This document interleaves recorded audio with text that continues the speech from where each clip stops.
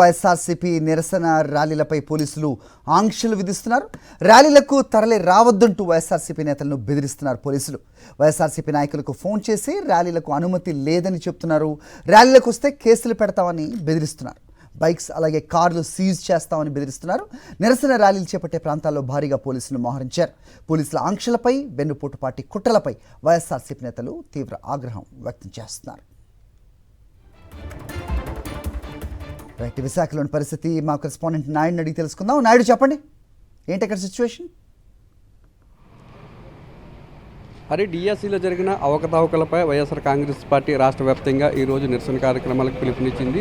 డిఎస్సిలో జరిగిన అక్రమాలపై సిబిఐ విచారణ జరిపించాలని, అలాగే మంత్రి నారా లోకేష్ రాజీనామా చేయాలని చెప్పి వైఎస్ఆర్సీపీ డిమాండ్ చేస్తుంది. దీనిలో భాగంగా ఈరోజు ఉమ్మడి విశాఖ జిల్లాలో అన్ని నియోజకవర్గాల్లో కూడా భారీ ర్యాలీలకు వైఎస్ఆర్సీపీ పిలుపునిచ్చింది. ఈ నేపథ్యంలో పోలీసులు ర్యాలీలు నిర్వహించరాదంటూ వైఎస్ఆర్సీపీ నేతలను హెచ్చరిస్తున్నారు. అలాగే ఎవరైనా రోడ్ల మీదకి వస్తే మీ బళ్ళు మీద, మీ మీద, అలాగే బైక్ల మీద కూడా కేసులు పెడతామని చెప్పి భయభ్రాంతులు గురి చేస్తున్నారు. వైఎస్ఆర్సీపీ నేతలు ఎక్కడి నుండి అయితే ర్యాలీలు చేపట్టనున్నారో అక్కడ భారీగా పోలీసులను మోహరించారు. ఇంక ఇదే అంశం మీద మాట్లాడడానికి విశాఖ జిల్లా వైఎస్ఆర్సీపీ అధ్యక్షులు కేకే రాజు ఉన్నారు. సార్, చెప్పండి సార్, పోలీసు ఆంక్షలు ఏ విధంగా చేస్తారు? శాంతియుతంగా ప్రజాస్వామ్యంలో ర్యాలీలు కానీ నిరసనలు చేపట్టే హక్కు ప్రతి ఒక్కరికి ఉంది. దాన్ని కాలరాసే విధంగా కూటమి ప్రభుత్వం వ్యవహరించడం ఎంతవరకు సమంజసం అంటారు?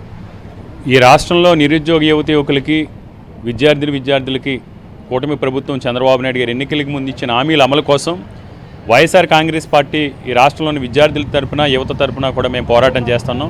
అందులో భాగంగా గత కొన్ని రోజులుగా టౌన్ హాల్ సమావేశాలు, అదేవిధంగా రిలే నిరాహార దీక్షలు ఎక్కడ కూడా శాంతియుతంగా యువతని, విద్యార్థుల యొక్క తల్లిదండ్రులని కూడా కలుపుని వారి హక్కుల కోసం, వారి విధుల కోసం, వారికి ప్రభుత్వం విడుదల చేయాల్సిన నిధుల కోసం మేము పోరాటం చేస్తున్నాం. అందులో భాగంగా ఈరోజు మరింత ప్రభుత్వంపై ఒత్తిడి తీసుకురావడం కోసం రాష్ట్ర వ్యాప్తంగా 175 నియోజకవర్గాలను కూడా శాంతియుత ర్యాలీల్ని నిర్వహించడం కోసం అందరికీ ఆల్రెడీ పోలీస్ వారికి ఇన్ఫర్మేషన్ ఇవ్వడం జరిగింది, పర్మిషన్ ఇవ్వడం కూడా జరిగింది. ఈరోజు అన్ని ఏర్పాట్లు కూడా చేసుకున్న తర్వాత ఈ ఉద్యమంలో, ఈ పోరాటంలో యువత భవిత కోసం యువత కథం తొక్కుతున్న తీరు చూసి ఈ ప్రభుత్వం భయపడి ఒక పిరికిబంద చర్యగా పోలీసు వ్యవస్థని ఆసరాగా తీసుకుని పోలీసు అధికారులతో ఈరోజు జులుం ప్రదర్శించే ప్రయత్నం చేస్తున్నారు. అర్ధరాత్రి దాటిన తర్వాత 10:30, 11 ప్రాంతంలో పోలీసులు ఫోన్ చేసి, రేపు మీకు నిర్వహిస్తున్న ర్యాలీకి పర్మిషన్ లేదు, మీరు ఎక్కడో చోటు కూర్చుని ఏదో చేసుకోవాలి తప్పని ఎక్కడికక్కడ నిర్బంధించే ప్రయత్నం చేస్తున్నారు. ఇది మంచి పద్ధతి కాదు. ప్రజాస్వామ్యంలో ప్రతి పౌరుడికి కూడా ఎన్నికలకు ముందు ప్రభుత్వాలు ఏదైతే మేనిఫెస్టోలు ఇచ్చినాయో, హామీలు ఇచ్చినాయో, వాగ్దానాలు చేసినాయో వాటి గురించి ప్రశ్నించే హక్కు ఈ రాష్ట్రంలో, ఈ దేశంలో ఉన్న ప్రతి పౌరుడికి కూడా ఉంది. ప్రశ్నించడం అనేది రాజ్యాంగంగా మనం కల్పించిన హక్కు.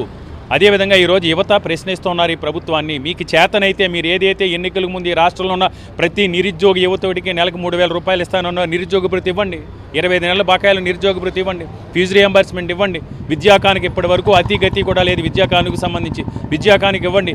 ఏదైతే తల్లికి వందనం, ఎంతమంది పిల్లలు ఉంటే అంతమంది పిల్లలు ఇస్తున్నారో వాళ్ళకి తల్లికి వందనం ఇవ్వండి.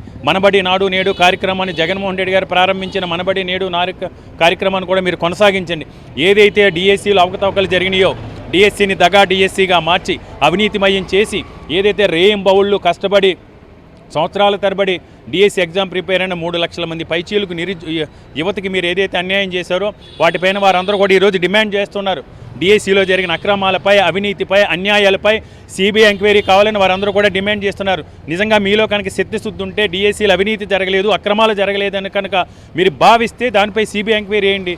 సిబిఐ ఎంక్వైరీ నిష్పక్షపాతంగా జరగాలంటే లోకేష్ చేత రాజీనామా చేయించాలని కూడా మేము వైఎస్ఆర్ కాంగ్రెస్ పార్టీ తరఫున, యువత తరఫున కూడా డిమాండ్ చేస్తున్నాం. ఏది ఏమైనా సరే పోలీసులు ఎన్ని అడ్డంకులు సృష్టించినా, ఎన్ని అమంత్రాలు ఎదురుపెట్టినా, ఏ విధంగా మాపై దాడి చేసినా సరే మా పోరాటం అయితే ఆగదు. మాది నిజాయితీతో కూడిన పోరాటం. ఇది రాజకీయాలు చేస్తున్న పోరాటం కాదు, యువత భవిత కోసం, విద్యార్థుల భవిత కోసం చేస్తున్న పోరాటం. పోలీసులు ఎన్ని ఆంక్షలు పెట్టినా తమ పోరాటం ఆగదని ఇప్పటికే వైఎస్ఆర్సీపీ చేసిన 3 రోజుల పాటు నిర్వహించిన రిలే నిరాహార దీక్షలు విజయవంతం అయ్యాయని, ఈరోజు చేపట్టే ర్యాలీలు కూడా విజయవంతం అవుతాయని ఒక ఉద్దేశంతోనే పోలీసులు ఆంక్షలు పెడుతుందని, ఎన్నికలకు ముందు ఏదైతే హామీలు ఇచ్చారో ఆ హామీలు నిర్వహించమని నిరసన కార్యక్రమాలు చేపడితే ఎందుకు నిర్బంధిస్తున్నారు? ప్రజాస్వామ్యంలో ప్రతి ఒక్కరికి శాంతియుతంగా నిరసన తెలిపే హక్కు ఉందని కేకే రాజు చెప్తున్నారు. హరి, ఓకే నాయుడు.